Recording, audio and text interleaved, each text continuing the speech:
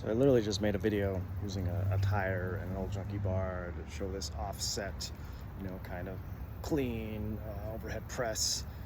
And normally I'm like, you don't need any weight, and you just foundation training or just a single kettlebell. Here I am with a bunch of junk. And like, well, I don't have a tire or a pole. Like, well, here's an idea. So I do this one too. That was just fun. I like that, so I wanted to share it.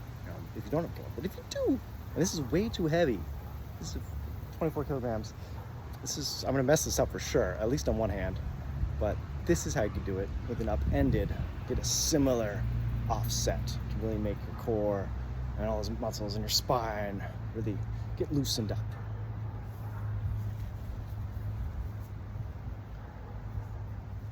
So try the good hand first. Similar position. I'm just gonna set up at the outside. I'm gonna clean it and then try to press it. Okay.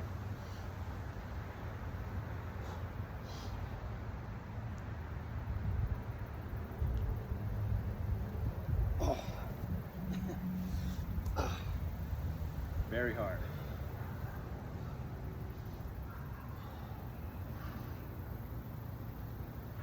Have that other hand ready.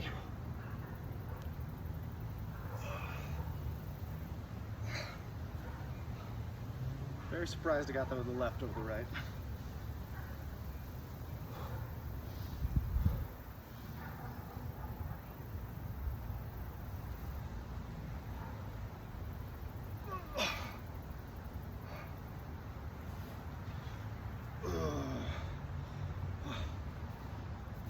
Yeah, but even though it's my stronger arm, since it's requiring so much from the rest of the body, it's just showing me that it's much harder on the right.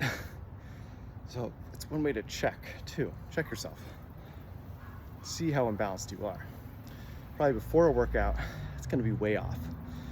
After you're doing your workout, if you're doing good stuff, you should feel more even.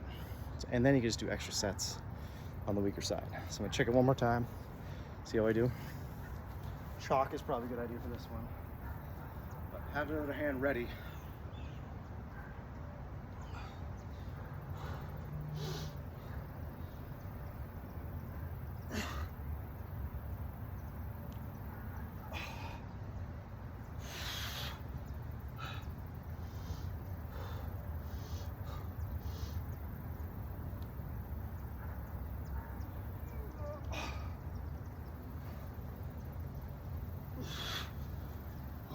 Probably see it's all over on the right side.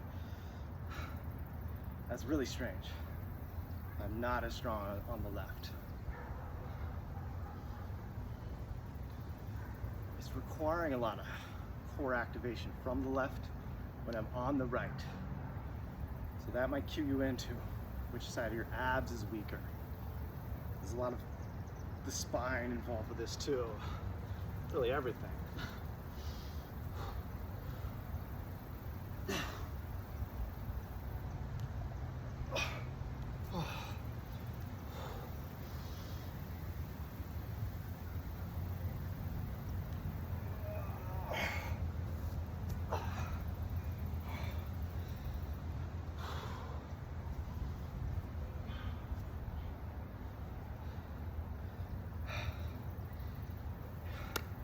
Fake it till you make it. Let's go. If you think this is easy, you try it.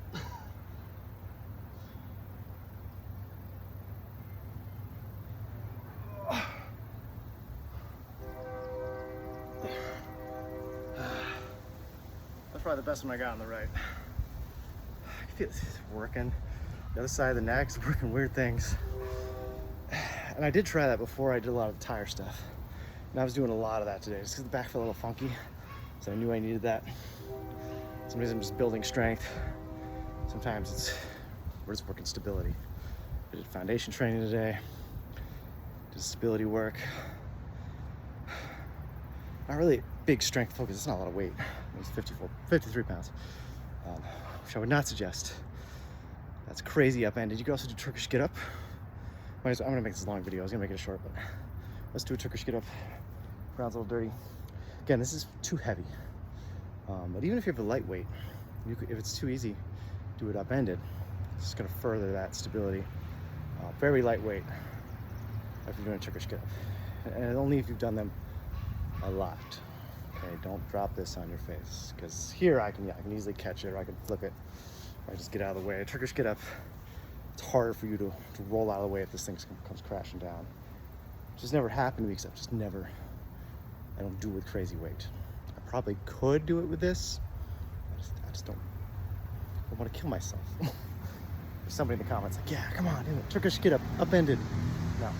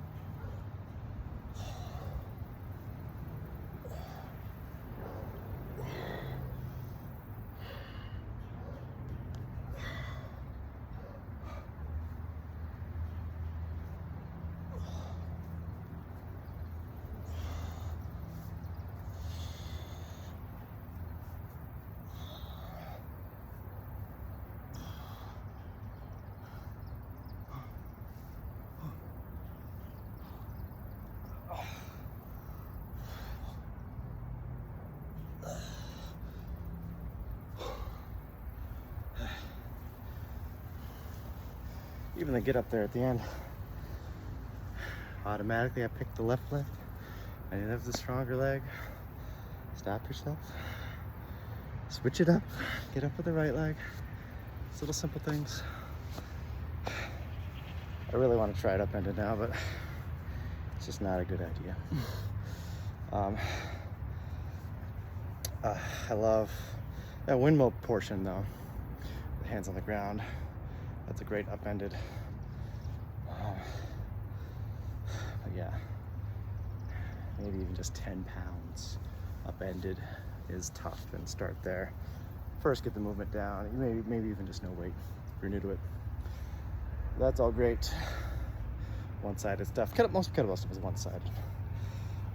But even just doing swings, one side could take over the other, and we could always be feeding one side. Where this will really forces and exposes weaknesses. The right, it felt harder with that too. So that tells me something, even though I feel like this is the stronger lat side. But again, cues you into that. Okay, if the stronger lat's on the right, then this left is weaker. And most people do have weaker transverse abdominis, even this pumping muscle. Remember, there's a left to it, right to it, and there is the obliques here, generally weaker on the left side. Do the diaphragm imbalance. So check out the video on that, why you're twisted, and the psoas connection, why that's always just in this bad position. It's hard to activate, so that can't be nice short position, then you're lacking lumbo-pelvic stability.